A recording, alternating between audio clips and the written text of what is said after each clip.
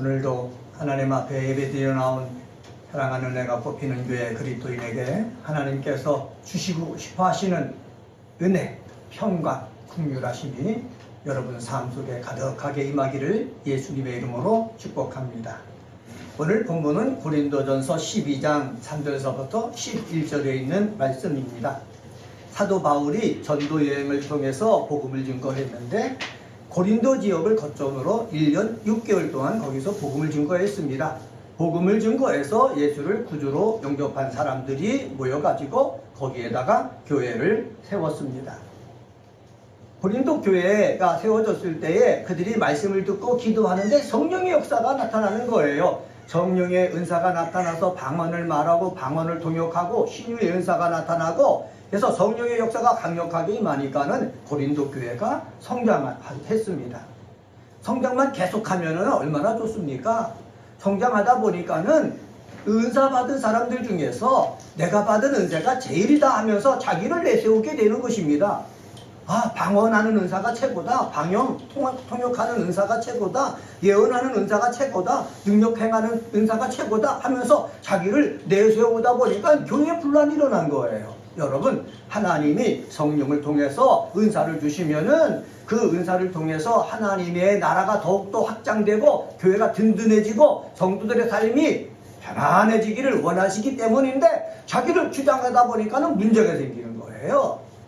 우리들도 마찬가지입니다. 은혜가 꼽히는 교회에 나와서 함께 예배를 드릴 때에 하나님이 나에게 주신 것들이 최고다라고 자기를 내세우는 사람이 있는 것이 아니라 오늘 성령을 통해서 하나님께서 그리스도인들에게 깨닫게 하시는 것이 무엇인지 그것을 우리가 알고서 우리 은혜가 꼽히는 교회 그리스도인들은 오늘 말씀 따라서 살아가게 되어지기를 예수님의 이름으로 간절히 소망하면서 말씀의 제목을 성령이 역사하는 그리스도인들의 특징이라는 제목으로 말씀을 전하겠습니다. 한번 따라서 해봅시다. 성령이 역사하는 그리스도인들의 특징.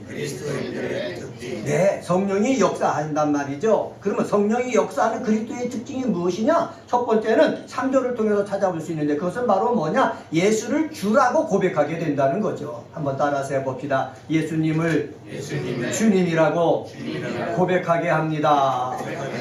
네, 처음에 전도를 받아서 교회에 나왔을 때 예수님을 주님이라고 말하는 사람은 없습니다. 하나님을 향하여 주라고 부르는 사람은 없습니다.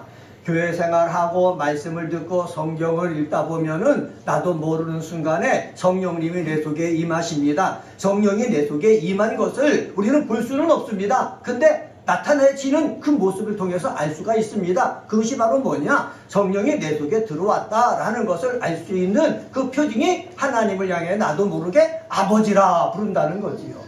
기도할 때 하나님 부르다가 나도 모르게 아버지라고 부르는 그 순간 양자의 영인 성령이 내 속에 들어와 나로 하여금 하나님을 아버지라 고백하게 하신다라는 것을 알 수가 있는 것입니다.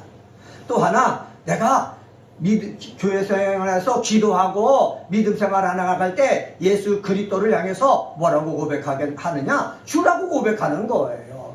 그래서 나도 모르는 사이에 기도하면서 주님이라고 고백한다든가 그리고 나는 주의 종입니다 라고 고백한다는 것은 바로 뭐냐? 성령이 내 속에 들어와서 내 속에 역사하고 계시는 하나님 아들이신 예수님을 향해서 나는 종입니다 라는 뜻으로 고백하는 거예요. 내가 종이라는 고백이 쉽게 나옵니까? 쉽게 나올 수가 없는 거예요. 성령이 내 속에서 역사할 때에 예수 그리스도를 향해서 나는 예수님의 뭐다? 종이다. 이렇게 고백하는 것입니다.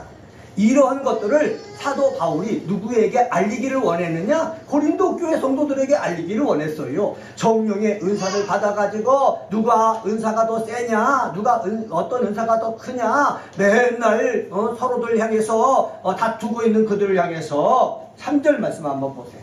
3절 말씀에 보면은 이렇게 말씀합니다. 3절에 보면은 그러므로 내가 너희에게 알리노니 라고 말씀해요. 내가 너희에게 알리노니 성령의 은사를 가지고 다투고 있고 누구 은사가 더 센지 서로들 헐뜯고 있는 그들에게 알리고 싶은 것이 있다는 거지요. 알리고 있다라는 말은 제가 헬라어 성경을 보니까는 너희에게 알리노니라는 표현은 현재형을 쓰였어요. 현재형이라는 말은 뭐냐?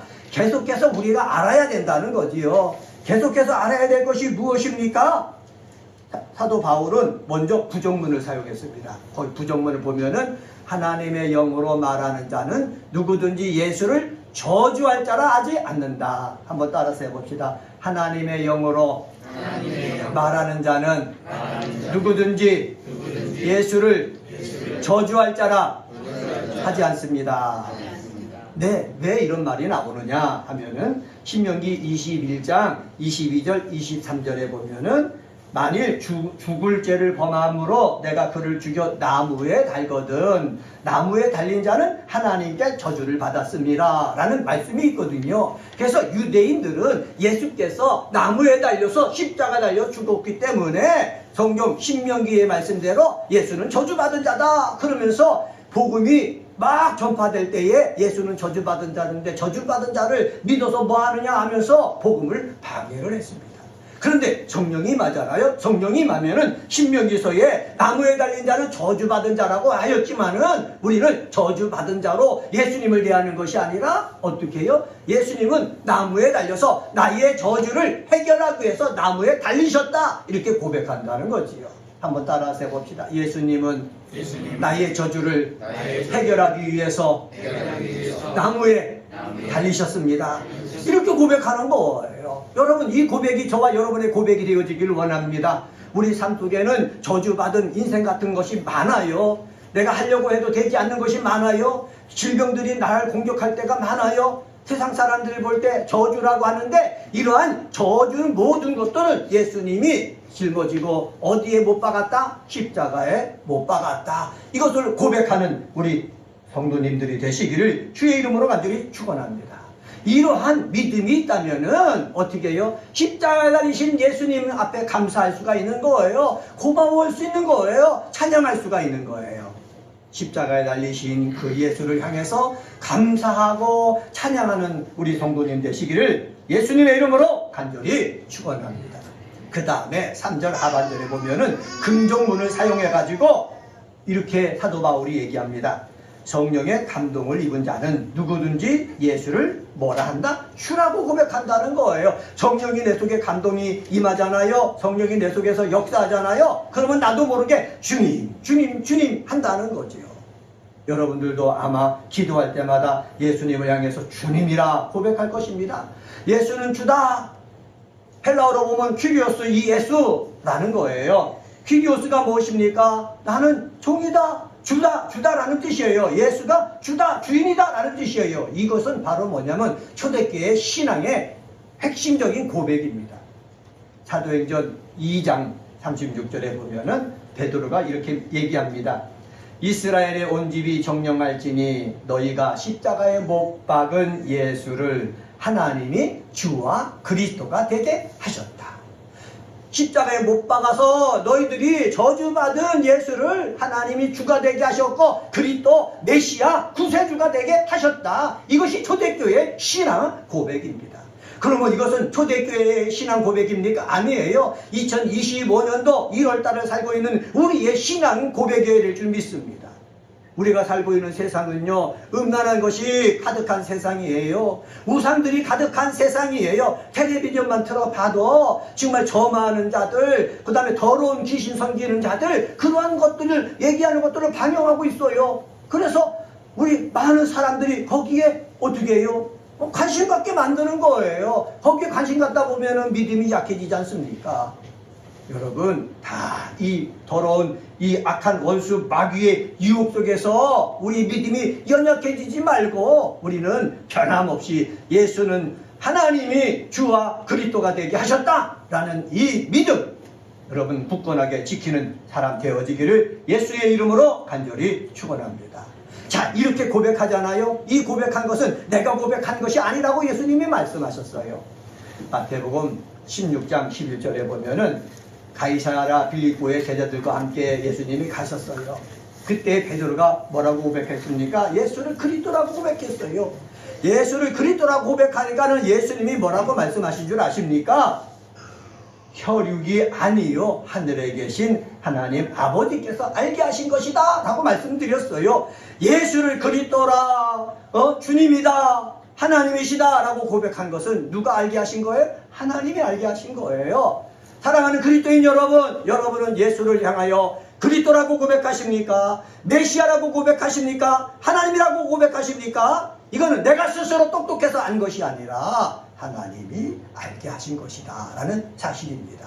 그래서 여러분들이 하나님을 아버지라 부르고 예수님을 주님이라 부르고 구세주라고 부르고 그리스도라 부른다면은 여러분 속에는 누가 계시다? 성령이 계시다 라는 확신 가지시기를 예수의 이름으로 간절히 축원합니다. 두 번째로 성령이 역사하는 그리스도의 특징이 있습니다. 4절서부터 6절까지 보면은 성령 안에서 어떻게 해요? 하나임을 알게 합니다. 한번 따라서 해봅시다. 성령 안에서 하나임을 알게 합니다. 네? 성령이 내 속에 역사하잖아요. 그런데요, 고린도 교회에 있는 성령이 역사하는 자는 자기를 내세우는 거예요. 자기가 최고라는 거예요. 내가 받은 은사가 귀하다는 거예요. 그러니까 나는 교회에서 뭐를 받아야 된다? 대접을 받아야 된다는 거예요. 이것 때문에 내가 교회에서 대접을 받아야 된다는 그 생각 때문에, 교만 때문에, 거만 때문에, 자만 때문에 고린도 교회에 문제가 일어난 거예요. 이 문제를 본 바울이 뭐라고 그러느냐? 너희들 왜 문제를 일으키느냐? 성령 안에서 너희들은 다 뭐다? 하나다라는 말씀입니다. 한번 따라서 해봅시다. 성령 안에서 우리는 하나입니다. 이것을 알아야 된다는 거예요. 성령 안에서 다 하나인데 누가 크고 누가 작고 그게 무슨 상관이 있느냐 말이지요. 4절에서 바울을 통해서 하나님은 말씀하십니다. 은사는 여러 가지나 성령은 같고. 은사가 여러 가지예요. 은사라는 것을 헬라어로 보면 카리스마라는 단어예요. 한번 따라서 해봅시다. 이거 중요한 단어이기 때문에 카리스마는 바로 뭐냐? 하나님께서 값없이 주는 선물이라는 거예요. 다시 말하면 은사는 하나님의 선물이에요. 한번 따라서 해봅시다. 은사는 하나님의 선물입니다. 하나님의 선물이에요. 그런데요, 저도 옛날에 젊었을 때 은사를 받기 위해서 기도원에 가서 막 갈구했거든요. 내가 그것을 얻으려고 했거든요. 이거 잘못된 거지요. 고린도 교회도 마찬가지예요. 더 큰 은사를 얻기 위해서 그들이 자기 신앙만 내세우고 그냥 기도만 한 거예요. 교회를 생각하고 다른 사람을 생각하고 하나님의 뜻이 이 땅에 이루어져야 되는데 다른 사람에게 보이려고 나타내려고 강한 은사만 달라고 애쓰고 있는 그 고린도 교회의 모습을 저도 옛날에 가졌었거든요. 그런데 방언을 은사를 주시던 다 방언 통역하는 은사를 주시든 예언의 은사를 주시든 능력 행하는 은사를 주시든 다 한 성령이 다 주신 거라는 거지요. 한 성령이 주신 이유는 무엇입니까? 다 이 사람 저 사람에게 성령을 주신 이유는 이 은사들이 합해가지고 온전해져서 하나님의 영광을 드러내기 위한 것이라는 사실입니다. 그렇기 때문에 우리들이 고백해야 될 것은 은사는 여러 가지지만은 하나다 라는 것을 우리는 자꾸 말을 하면서 서로들 높여줘야 되는 거예요. 자, 우리 교회도 비록 적은 숫자가 모이지만은 각양각색의 은사를 가진 사람들이 이 일에 동참하고 있어요. 가서 자막을 준비해서 내보내고 찬양을 인도하고 피아노 반주를 하고 그리고 또 유튜브를 핸드폰을 갖고 유튜브를 찍어서 자막을 입혀가지고 거기에 또 우리 유튜브에 올려주고 또 밖에 나가서 추운 날 안내하고 또 예배 볼 사람이 드릴 사람이 없는데 오셔서 늘 예배에 함께 해주시는 어르신들 다 계시단 말이에요. 다 이런 것들 누가 하나 그 사람만 최고다 그게 아니라 모두 다 귀한 분이라는 거지요. 그렇기 때문에 모두 다 귀하기 때문에 우리는 성령 안에서 다 뭐다? 하나다. 이렇게 얘기할 수가 있어야 되는 거예요. 그런데 믿음을 잘못 가지게 되면은 나는 설교하니까 내가 최고다 그렇게 얘기해요. 나는 내가 찬양을 인도하니까는 찬양이 최고다 이렇게 얘기해요. 나는 반주하니까 반주가 최고다 이렇게 얘기할 수가 있단 말이에요. 우리는 그렇게 얘기하는 것이 아니라 나와 다른 곳에서 함께 예배를 예배되기 위해서 하나님의 영광을 높이기 위해서 수고하는 모든 사람들, 그런 사람들과 우리는 성령 안에서 뭐다? 하나다 고백하는 역사가 있게 되어지기를 주의 이름으로 간절히 축원합니다. 이 성령의 은사는 누가 주시는 겁니까? 성령이 주시는 거예요. 내가 받고 싶어서 받는 게 아니에요. 저도 옛날에 기도할 때 방언을 위해서 기도했죠. 방언 통역을 위해서 기도했죠. 그리고 조금 더 나아가지고 사람만 보면은 무당처럼 저 사람은 어떤 생각을 갖고 있는가 그런 것을 알기 위해서 얼마나 기도했는지 몰라요. 쓸데없는 것 같은 것 가서 기도한 거예요. 네? 우리가 하나님 앞에 기도할 때 은사를 위해서 기도해야 되지만은 은사는 내가 기도한 대로 하나님이 주시는 것이 아니라 누구 뜻대로? 하나님의 뜻대로 성령의 뜻대로 주신다라는 사실을 알아서 하나님이 나에게 주신 은사에 기뻐하고 감사할 줄 아는 믿음의 사람이 되시기를 주님의 이름으로 간절히 축원합니다. 그래서 바울을 통해서 계속해서 말씀하는 거죠. 성령은 같다. 4절에 보면은 성령은 같다 이렇게 얘기하죠. 5절 말씀 보세요. 5절은 직분은 여러 가지나 뭐는 같다? 주는 같다. 직분은 여러 가지잖아요. 목사도 있고 교사도 있고 찬양대원도 있고 여러 직분은 여러 가지잖아요. 장로님도 계시고 권사님도 계시고 안수집사님도 계시고 일반 형제들도 있고 직분은 여러 가지란 말이죠. 그런데 그 직분을 주신 주인은 같다라는 거지요. 그래서 우리는 예수님 안에서 다 형제 자매들이라는 사실을 기억을 해야 되는 거예요. 그런데 요즘은 어떻게 됩니까? 목사가 왕처럼 군림할 수가 있어요. 장로님이 왕처럼 군림할 수가 있어요. 권사님이 왕처럼 군림할 수가 있어요. 이거는 잘못된 것이라는 거지요. 왜? 한 주님으로부터 다 직분이 나왔기 때문에 서로 보완하려고 주신 것이다. 한번 따라서 해봅시다. 한 주님으로부터 직분이 나왔기 때문에 서로 보완하라는 것이다. 네, 그렇습니다. 우리는 그렇게 봐야 되는 거예요. 한 주님이 우리에게 여러 직분을 주셨잖아요. 직분을 주신 이유가 무엇입니까? 안내가 필요할 사람은 안내하게 하고 또 찬양 인도가 필요한 사람은 찬양 인도하고 그렇게 하면서 하는 것 아닙니까? 그래서 어떤 직분을 주셨든지 우리는 서로 존중하고 높이고 하나님 앞에 영광 돌리는 그런 믿음의 사람이 되어야겠습니다. 또 6절에 보면은 뭐라고 말씀합니까? 6절에 보면 이렇게 얘기합니다. 6절은 같이 한번 읽어봅시다. 시작.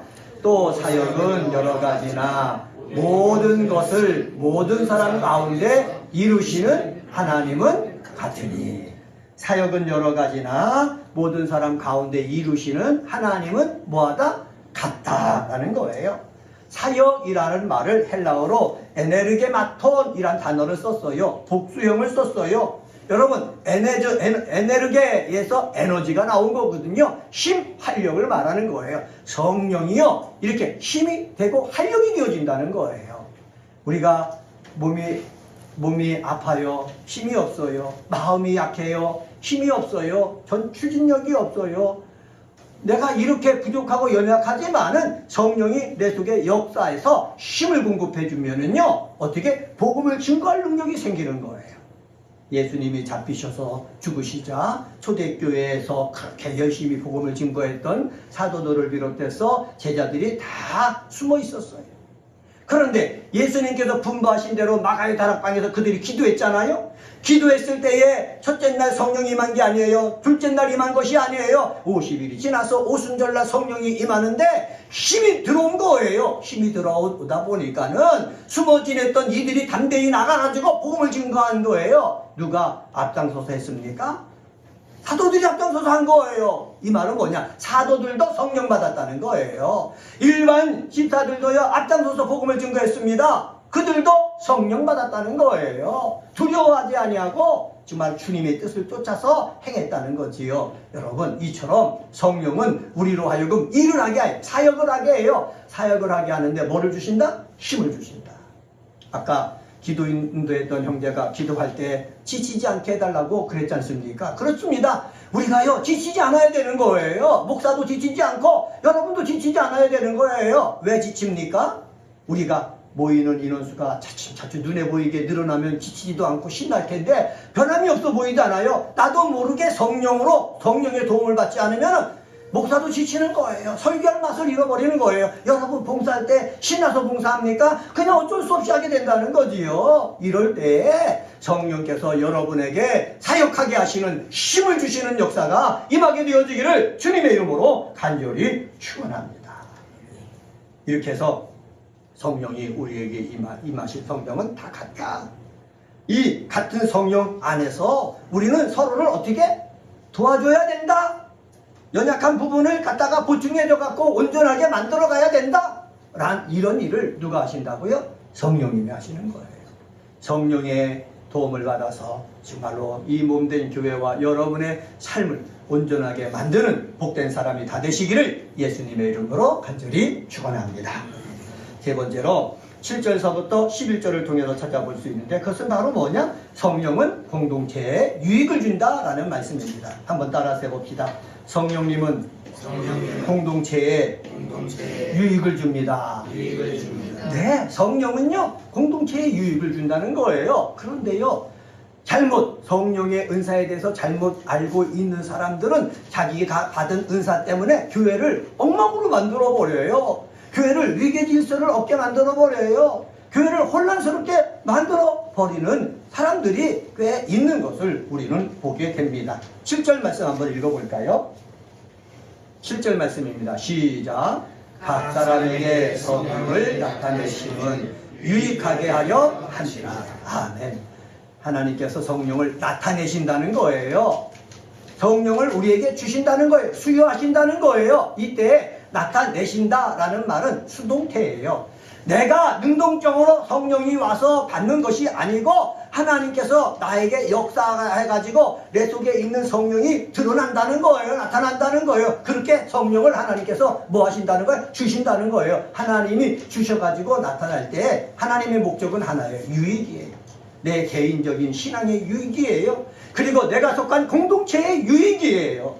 그런데 기도를 하면서 성령의 은사를 받고 그 다음에 성경 말씀을 잘못 아는 사람들은 뭐하냐? 내가 하나님이 나에게 이 말씀을 하셨다. 그리고 하나님이 나에게 이 예언의 말씀을 주셨다 하면서 그 말씀 가지고 교회를 어지럽힌단 말이에요. 어렵게 한다는 사람들이 있다는 거예요. 이건 잘못된 거라는 거죠.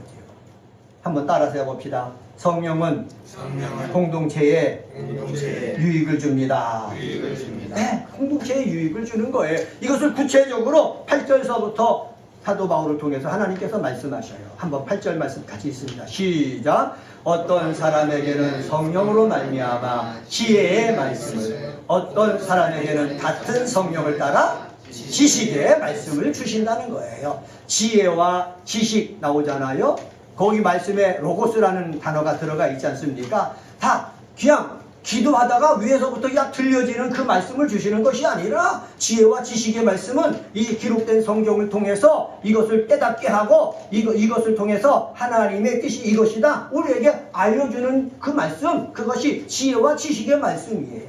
예수님도요 성경을 하나도 안 읽고 기도해갖고 하나님의 음성을 받아서 말한 거라고 여러분 그렇게 생각하실지 모르지만은 예수님이 안식일날 회당에 들어가서 이사야서를 읽어보고 다른 성경을 시편을 읽어봤을 때 예수님도 늘 하나님 말씀과 가까이 있고 묵상했고 암송했던 것을 우리는 알 수가 있는 거예요. 하나님께서 선지자를 통해서 주신 그 말씀을 예수님은 이루려고 할 때에 어떤 지혜와 지식이 역사가 동원해가지고 하나님의 뜻을 우리 바로 얘기해 줄 수가 있었거든요. 그래서 저도 기도하는 게 그것입니다. 지혜와 지식의 말씀의 은사를 주시옵소서 하는 거예요. 기록되어 있는 성경을 갖고 여러분들에게 전할 때에 예수님처럼 서기관과 바리새인과 같이 아니하고 정말 권세 있는 세교훈 교훈의 말씀을 증거할 수 있는 종이 되도록 기도하는 거예요. 여러분 지혜와 지식의 말씀 다른 곳에서 오는 게 아니에요. 외계에서 오는 게 아니에요. 우주 밖에서 오는 게 아니에요. 기록되어 있는 성경에서 오는 거예요. 기록되어 있는 성경이 성령을 통해서 깨달음을 주고 그리고 이것이 힘으로 역사할 때에 지혜와 지식의 말씀이 우리에게 능력이 되어주시는 것을 저는 확신합니다. 또 9절 말씀 한번 읽어볼까요? 9절입니다. 시작. 다른 사람에게는 같은 성령으로 믿음을, 어떤 사람에게는 한 성령으로 병 고치는 은사를. 다 같은 성령이 믿음을 주고 병 고치는 은사를 주신다 말씀하고 있지요. 그리고 그 다음 봅시다. 우리 9절 말씀 읽었으니까 우리 10절 말씀 보겠습니다. 10절 같이 있습니다. 시작. 어떤 사람에게는 능력 행함을, 어떤 사람에게는 예언함을, 어떤 사람에게는 영들 분별함을, 다른 사람에게는 각종 방언 말함을, 어떤 사람에게는 방언 통역함을 뭐한다? 주신다. 그런데 이 모든 것은 같은 한 성령이 행해가지고 각 하나님 성령의 뜻대로 각 사람에게 뭐 해주신 것이다? 나눠주신 것이다. 그러니까 나눠주셨기 때문에 내가 잘났다고 할 필요가 없다는 거예요. 하나님이 나눠줬을 때는 그것 가지고 봉사하라고, 그것 가지고 섬기라고 나눠주신 거거든요. 하나님이 일을 하라고 남겨주신 거거든요. 그것 가지고 부귀영화를 누려라 주신 게 절대 아니라는 사실을 기억하시기를 바랍니다. 그래서 우리에게 있는, 여러분, 예수를 그리스도라고 고백하는 사람은 다 성령이 있다고 그랬죠? 은사가 있다고 그랬죠? 내가 발견하지 못했을 뿐이죠? 여러분에게 갖고 있는 그 은사를 사용을 해가지고 여러분을 유익하게 만들고, 그리고 여러분이 속한 공동체를 유익하게 만드는 사람 되시기를 바랍니다. 가정 공동체를 유익하게 만들고, 교회 공동체를 유익하게 만들고, 사회 공동체를 유익하게 만드는 그러한 복된 사람 되어지시기를 주님의 이름으로 간절히 축원합니다. 말씀을 정리하겠습니다. 오늘은 고린도전서 12장 3절서부터 11절에 있는 말씀 가지고 성령이 역사하는 그리스도인들의 특징이란 제목으로 말씀을 전했습니다. 성령이 역사하는 그리스도의 특징은 예수를 뭐라고 그런다? 주라고 고백한다 말씀드렸습니다. 성령이 역사하는 그리스도의 특징은 우리 성령 안에서 우리는 하나임을 알게 한다 그랬습니다. 그래서 무시하는 게 아니고 다 높여주는 거예요. 돈 가진 사람은 돈 없는 사람 높여주고, 능력이 있는 사람은 능력 없는 사람 높여주고, 다 높여주는 거예요. 젊은 사람은 어르신네를 높여주고요. 무시하면 그 다음부터 문제가 생기는 거예요. 그 무시하게 하는 것은 누가 하느냐? 마귀란 놈이 하는 거예요. 여러분, 마귀에게 농락당하지 말고, 유혹당하지 말고, 위에서부터 낮은 사람까지 다 높여주고, 정말 하나가 되게 하고, 그래서 하나님의 뜻을 이룰 수 있는 공동체로 만드는 자 되길 바랍니다. 그래서 성령은 어떻게 해요? 유익을 준다 말씀하셨습니다. 이러한 성령을 통해서 유익을 줘서 하나님을 찬양하는 귀한 믿음의 사람 되시기를 주님의 이름으로 간절히 축원합니다. 기도하시겠습니다.